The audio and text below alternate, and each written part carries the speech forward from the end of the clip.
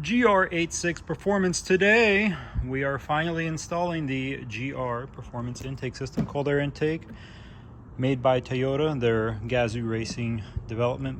So today we have the actual instructions here. I got everything ready, everything is good to go. Just did the first oil change, took an oil sample, but that's gonna be for a different video. This car's got 659 miles. I'm gonna show you how to install the intake. There's just a few bolts. You gotta move over the mass airflow sensor. You gotta reconnect the PCV system. Obviously remove the old system here. Fun fact, you got a beautiful GR aluminum engine oil filler cap there. But anyways, to get this all installed is gonna be quite simple. I'm gonna just take you step by step. First thing's to remove that guy over there, and we're gonna be starting off with 10 millimeters. Quite simply, there's 3 bolts. There's one here. Second bolt is gonna be here. Third bolt is down there.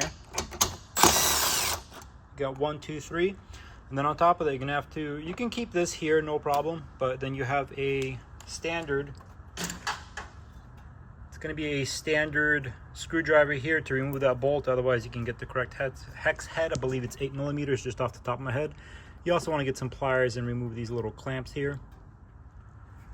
As far as these clamps, you can get regular pliers. You can get something like this that's specifically designed to grab them without damaging or letting anything go. You're just going to basically remove these guys. And this is just a simple rubber hose fitting around this plastic nylon. You don't want to break these, even though it's got 600 miles on this engine. I'm sure I could claim warranty, but I won't. You just want to gently free this. You should be able to spin the plastic inside the rubber when you know it's free. You can put a pick in there, release it that way, and just pull it out. Now, as far as the belt clamp here, you can just use an 8 millimeter to remove it, or a standard screwdriver would work as well. But you just want to loosen that up so that your hose is ready to come off. Since I got these 3 screws loosened, you could just pull them out right away, just so you have them. Don't lose these. Next, you want to go ahead and remove this mass airflow sensor clip. Be a little gentle here, but basically you want to just pull it off like that, as long as it's released. And then, since we're going to be removing the actual airbox system, it's clipped in right there. You want to remove that as well. You want to push that out so it will fully release the cable from the hose here. It's quite simple. You just squeeze these 2 ends together with any kind of needle nose pliers or whatever, and just remove it that way. So currently we have the hose off, we have the electronic cable off, we got the little worm clamp there loose, we got all 3 of these bolts out. Should be able to lift this up and out. As you can see, it's loose. Keep in mind that it is inserted right there. It's inserted here. You got a bit of a foam there, so you can't pull straight up. You have to push it inward to the engine a little bit and then remove it like so. And that should allow you to disconnect your entire intake system and just pull it out like that. Should have it all in one piece. As you can see, I got 600 miles on mine, so it's practically brand new. Now, before we transfer the mass airflow sensor, you might have noticed this little rubber grommet earlier in the video. If you're looking at your vehicle this way, you want to turn your camera around. It goes into this hole right here, so you want to pop that grommet right into that hole. Once you have it in, it should be secured just like that. You're going to have one of the pins on the intake box slot into this before you tighten everything down, so that is quite important. It'll keep things from vibrating out of place. Next thing we're going to do is remove the mass airflow sensor. Mass airflow sensor is held in onto the original airbox with 2 Phillips screws. They are Phillips number 2. Go ahead and remove those. There's only one way for orientation, so don't worry about orientation at all. Just remove the 2 Phillips screws. And if you're curious about orientation at all, there is an arrow pointing in the direction of airflow. So if for whatever reason you get confused, there's your arrow. You got screw number 1 here, and you have screw number 2. Obviously, don't lose the screws, and transfer this entire unit without damaging anything or without touching the sensor with your hands. You don't want to touch any of that. The little resistor there calculates how much oxygen and air is passing through it, so it can calculate how much fuel to inject into your engine. You transfer this into the same spot as it would be on your new GR intake system. And as you can tell, it really only goes in one way. The screws only line up in one way. But what you want to make sure is that the gasket right there that black rubber gasket you're seeing in the middle of the screen is not torn and should slot into here properly without any resistance. It should just kind of slot in there nicely, and you should have no gaps there. Kind of difficult to show you, but you should have no gaps. It should go all the way down, and you'll know it's all the way down when the gaps between the plastic there is perfect. And then you just seat it, put the screws back in. Do not over tighten this. You do not need to hulk your way in. As you can see, the 2 screws are in there just fine. After this, we're going to go ahead and get the installation going.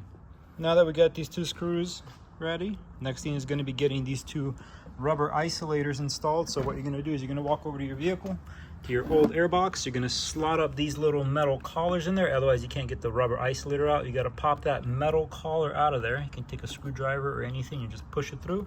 That'll allow you to put the rubber out. The collar pops out like that, and that allows you to pull these rubber isolators straight out, just like that. And that will allow you to walk over to the GR intake, hold the rubber isolator and just pop it in there like so.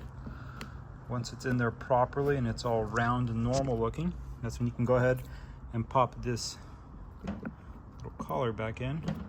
And there you go, this one's ready, and you're going to repeat it for that bottom one down there as well by just simply walking over here and repeating the process here. You do not need this 3rd one. This will be unused, so you can just leave it in your factory airbox, but I'm going to go ahead and take that one. Now that we got both of those installed, this airbox is ready to go into the vehicle. So when you do put it in, just keep in mind you have the plastic vent tube there. You got the wires and all this, so make sure you don't shove anything too roughly and breaking things. The main thing is we're trying to align the pin into that grommet while at the same time putting this in, and it's kind of all difficult to do with one hand while filming everything. So I'm going to just put it into place and I'll come back.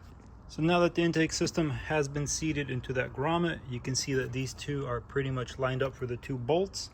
At the same time, you have your electrical connector and you have your PCV system here that you can plug in as well.